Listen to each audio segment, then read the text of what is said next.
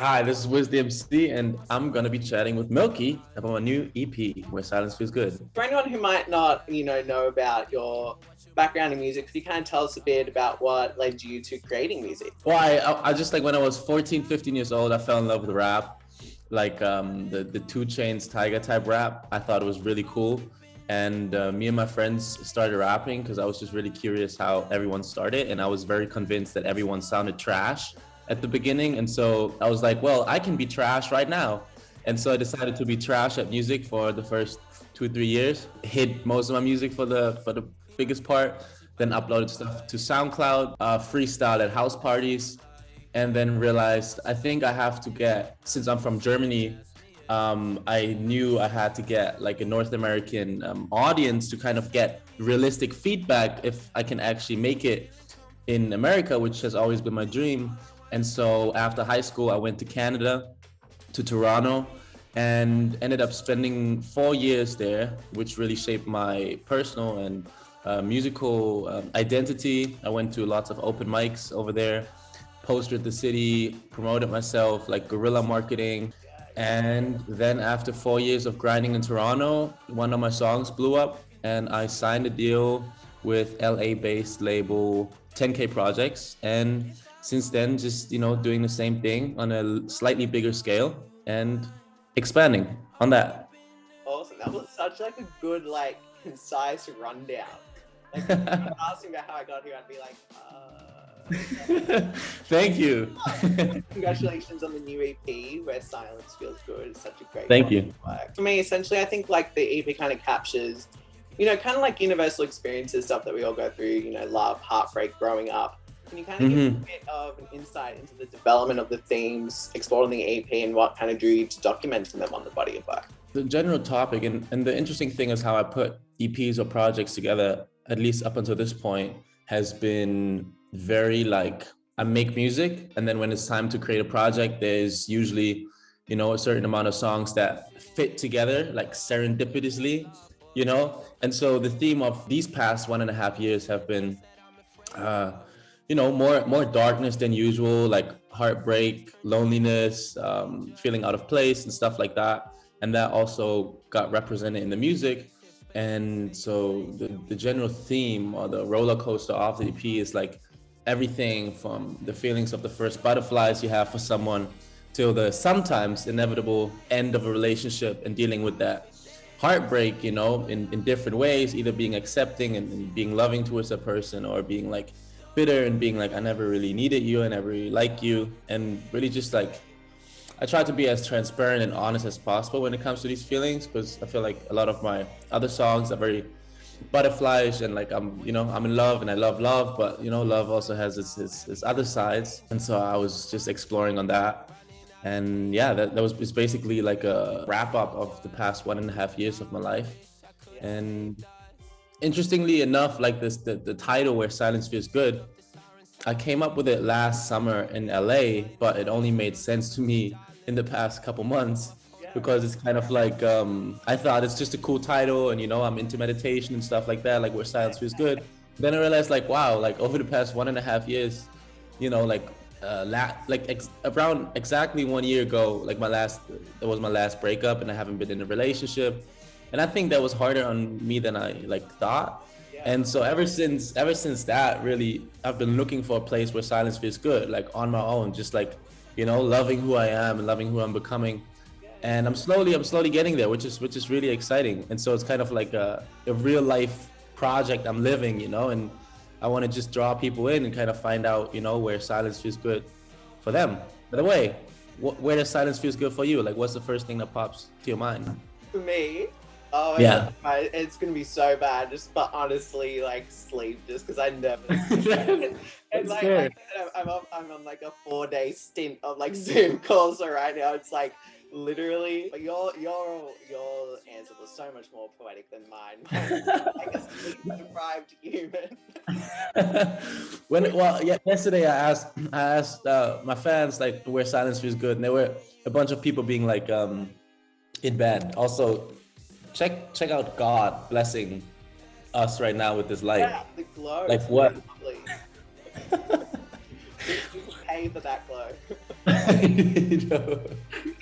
Yeah, no, I love that, like, kind of full circle moment, how you said you came up with the title and, like, now so far later down the track you really understand what it means. So the EP kind of does, like, bring together, you know, a few different genres. It's kind of like notes of hip hop, pop, and a bit more to kind of like create this like really nice genre defined collection of songs. How did you arrive at the like sonic realm that the EP exists within? I think the easiest way to explain it, I think, is through collaboration. And Jeff Hazen, who did the majority of the songs on this project, has just been a huge help and support for me leveling up like my the musical path I've been going down, because like before Jeff, I produced most of my stuff, most of my music on my own, and with other people and bringing in their musical genius, I feel like I can completely focus on writing and melodies, and stuff comes out that I wouldn't be able to do on my own, because there's also still this musical element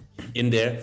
And so just collaboration like that is the magic word. And I think like the magic between people, you know, the conversations we have, like for instance, we'd do it over, like we went on a little like writing trip into nature, and I remember writing the song, and it was like almost too perfect, like how it came together, because it was like raining outside. The studio was like in nature, so we had the windows open, we heard crickets and we heard like raindrops on the windows, and he was playing the guitar, and then we were just kind of talking about, like, we just had both come out of a breakup, and then I was like freestyling, and he stopped me at like do it over, and he was like, that's a good theme, you know, and we both related to it. And so we had like this conversation as we were writing it, and it felt so natural, and like it's just so beautiful, you know. And if you listen closely to do it over, in the intro and the outro, you can hear like the crickets and the raindrops. So like we put put that in there. It's so awesome, and it's so nice that like kind of you like relinquishing that control of like self-producing your music, you know, was such a positive experience for you, and you kind of like took that in your stride. Now that the EP is done, like what are your thoughts listening back to it now as a whole? For me, it's like it's a very unromantic, if that's a word, unromantic answer. It's like these songs have been floating around in between like all the other music I've been making, and now they like kind of found a place, which is, I think I'll only really understand once it's out, because they're still like somewhat attached to certain times in my life where I made other music, where different things happen. But now that it's like, you know, pulled together to those 7 songs and they all come out, I'll be like once they're out, it's like, okay, people actually, they'll be able to hear those songs and nothing else. Like it will be like, it's kind of like it pulls the focus a little clearer, you know? You know, you were born in Cape Town, you grew up in Germany, you mentioned earlier that you lived in Toronto for a while. Do you think like all these locations have kind of helped contribute to shaping your artistry? 100%. I think how I would break it down is Cape Town and Germany shaped like just like the child in me, the personal part. And when I went to Toronto, I wanted to not get away from that, but expand on my dreams. Like I remember being 16 years old and telling my mom, I can't wait to like move out and learn how to cook and fend for myself and stuff like that, you know, because it just felt like too boring in a small town. And so that's what I did in Toronto, you know, like I was just hustling, promoting myself, playing open mics, and like playing like literally empty rooms. I would promote my shows and wait outside like this little venue I was at, and no one would show up, you know. And so it's like that really grew me as an artist. Like I really sat there every week promoting my shows and no one showed up. And so when people showed up, or now when songs get streams, like I know not to take it for granted. And when people show up to a show, like I played my first like own headline show, and it was sold out in Berlin, and I saw like the line outside, and I was like, that's crazy. Like it's just like crazy. So like Toronto really shaped my like my artistry the most, and just like my character surrounding it, knowing that, you know, I had to fight for every person. And yeah, that's so awesome. That must have been so cool, like the sold out line. Yeah. And so if you had to pick like 2 songs of the EP to play to someone who had never heard your music to make them like an instant diehard fan, which 2 songs would you choose and why? I think, just to give a range of emotions, Stone Nights and Premature Love. Stone Nights, I think it has like such a cinematic vibe that if someone listens to it, like at night or when they drunk or when they whatever, they can, and close their eyes, they can like imagine a scenario either that happened in their life or a scenario that will happen in their life. It's just like, I feel like it has a very like storytelling type vibe and is more on the dark side. And I've been getting like amazing feedback from people like outside like the regular target audience, like people over 30, let's say, you know, like I've been getting like great feedback like from my mom and her friends and just people who I wouldn't think would be like typical Wizthemc fans, you know. And so like, okay, maybe I touched on something that's like more timeless than just, you know, than the current age I'm speaking to. And then Premature Love, which I think is more on the younger, youthful side. It's just like very dancey, upbeat, and it's just like talking about, you know, wanting to be in love before you're ready and like not wanting to think about the consequences of like jumping into love. And that's just a theme I very much relate to, and a reason why I write so many love songs, because I had a long period of my time where I like would fall in love very, very quickly. And I was like, I only know you for like a week, but you know, you can move in like. Love it. Yeah. Is there any like particular like line or lyric from the album that you find will get stuck in your head more often than not, or like maybe the lyric you're most proud of? It's a very good question. One that pops up is from Stone Nights actually, and it's like, butterflies turn out to be dangerous. And yeah, when I wrote it, I felt like, I was like, yeah. But then later, like some people like recited it back to me, and I think someone used it like as an Instagram caption, and just seeing it like as something outside of myself that I didn't put out is like, oh, that really describes it well, because like butterflies has like this positive connotation, and then like butterflies turn out to be dangerous, of like it pulls you from like, almost like describes the EP, you know. It's like it pulls you from like the infatuation to the end, and it's like the butterflies that we crave and that we addicted to, you know, turn out to be something that can scare us or hurt us, you know. Yeah, for sure. And so, you know, you released your debut EP like, I'm bad at math, but I'm gonna say like about a year and a half ago. Was there anything that you kind of learnt within that process that you were able to implement when it came to working on Where Silence Feels Good? I think the life lived in between that. Like, I think that's the biggest part. Like, I was so much younger. It's just like very, very different. Like when I think back of how I was thinking, what was in my head at that period of time, it's just like, I'm a completely different person.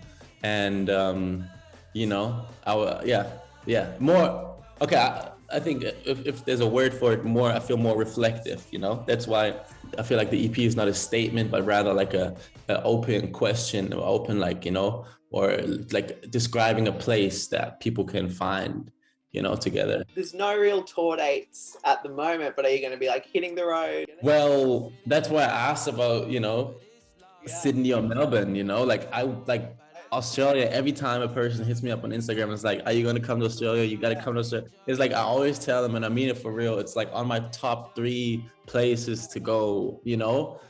Anything that's happening over there, I'm doing everything to play a show, play tour, play support, you know. So I'll definitely, like, Australia is in my immediate focus, but otherwise, it's, you know, I want to be on the road, like performing and live is a huge and my favorite part of music. So that's just something, you know, something that is gonna happen. I can't tell you anything specific right now, but yeah. Oh good. And so what does one of your live shows look like? Like, what can an audience member expect? Oh, very good questions. I never see myself perform, but what I heard from other people is just like the atmosphere in the room is like second to none. That I especially felt in Berlin, when, you know, most of the people in there, like, or everyone knew my songs, and so there is just this certain energy of people that my music seems to attract, that I personally haven't felt at any other concert. And I feel like every artist has like their niche audience and what they speak to, but it's almost crazy as like how the frequency and vibration is similar to what I where I attain to be with my vibration and what I like want to like showcase in the world, you know. It's kind of like, you know, like attracts like, you know. So all these thoughts and lyrics that I have are like real experiences, so people who gravitate towards them also had them and also can relate. So it's like just a place, like if you relate with any lyric out of my songs, like you will just find either like act like real friends in that space, or friends for the moment, or just like a temporary family, you know, when you come, because it's just like we share the same experiences and feelings basically, you know. I just get to express it in a musical manner, but it's really just a room of people who are interested in the same things, you know. Yeah, so lovely. Such a great way to put it. Well, hopefully we get to see you down in Australia. I'm going to say, I'm putting it out there, 2022.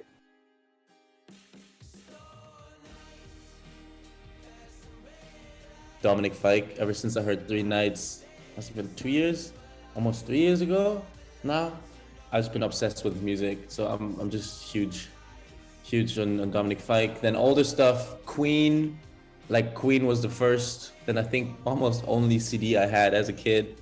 So like Queen's greatest hits, Red Hot Chili Peppers, and like Steve Lacy, always been a part of music I've been listening to, just like that type of world. Frank Ocean, of course, and yeah, I listen to everything, but that's kind of like the bubble of music I feel like that inspires me the most.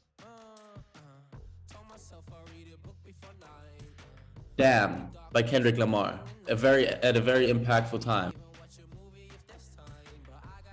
Eternal Sunshine and Spotless Mind. Yeah. I would love to. I actually think Stone Nights would have fit in there. Hannah Montana. It was actually Hookah by Tyga, which got me to rap, because I would work this job where I would like deliver medicine on a bike, and I would have like one like earpod off, and I would like hear Hookah, and I would rap along the verses until I like could perfectly rap along. And I was like, well, if I can imitate Tyga rapping Hookah, which is a really dope song, I can probably just do my own stuff, you know. It's the German artist Jan Delay. Kendrick Lamar, hands down. I saw him at the Damn tour in Toronto, and I was like in the last row in the stadium, and I felt his energy. Like I felt goosebumps the entire time. Do you have any suggestions? No, I can't even think of one for myself.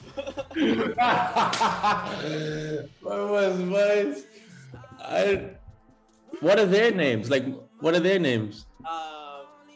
Ginger, Posh, Baby, Scary, and Sporty. Wow, I would have taken Baby, but that's taken.